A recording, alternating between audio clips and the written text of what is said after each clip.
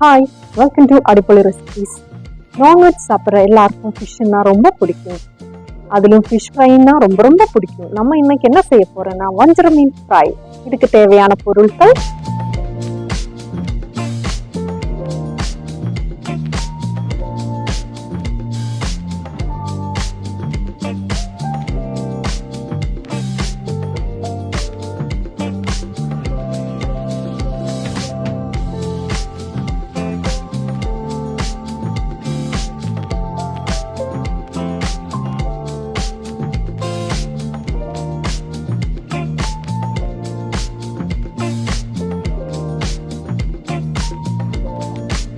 இதுக்கு ஒரு பவுல் எடுத்துக்கோங்க.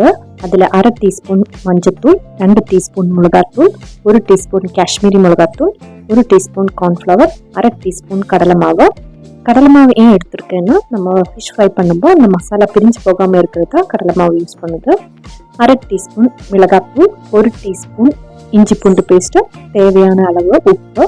இது கூட கொஞ்சம் லெமன் ஜூஸ் ஆட் பண்ணி லைட்டாக மிக்ஸ் பண்ணிக்கலாம். இனி இதில் கொஞ்சம் தண்ணி ஊற்றி மிக்ஸ் பண்ணிக்கணும். தண்ணி ரொம்ப அதிகமாகி போகக்கூடாது.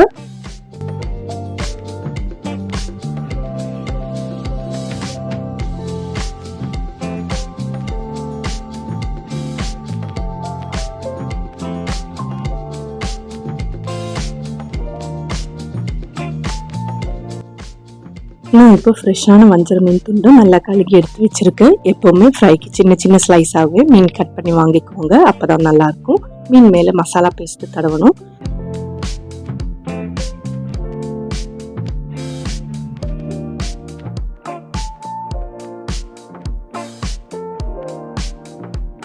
அதில் கொஞ்சம் நல்லாவே மசாலா தடவுங்க. திருப்பி போட்டு இன்னொரு பக்குவம் தடவுங்க. இது 10 to 15 மினிட்ஸ் ஊற வைக்கணும்.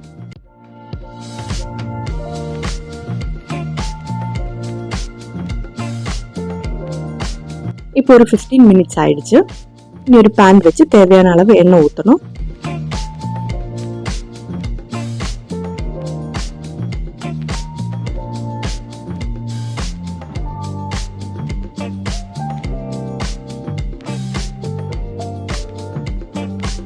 எண்ணெய் சூடானதும் கருவேப்பிலை போட்டுக்கோங்க. இது மீனுக்கு நல்ல ஒரு ஃப்ளேவர் கொடுக்கும்.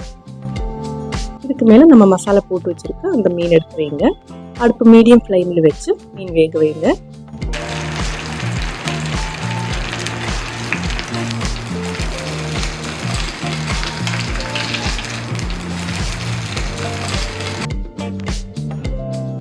ஒரு பக்கம் வெந்ததும் திருப்பி போட்டு இன்னொரு பக்கம் வேக வைக்கலாம்.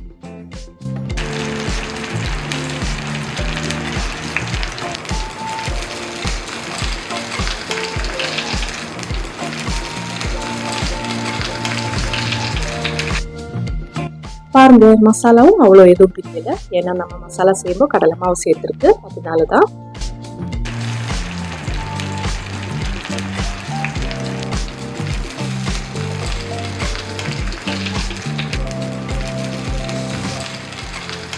இப்போ 2 பக்கம் வெந்தாச்சு. நம்ம இன்னொரு பிளேட்டில் எடுத்து வைக்கலாம். இதே மாதிரி மீதி இருக்கிற ஃபிஷ்ஷும் ஃப்ரை பண்ணி எடுத்துக்கலாம். பாருங்க, நம்மளோட சுவையான வஞ்சர மீன் ஃபிஷ் ஃப்ரை ரெடி.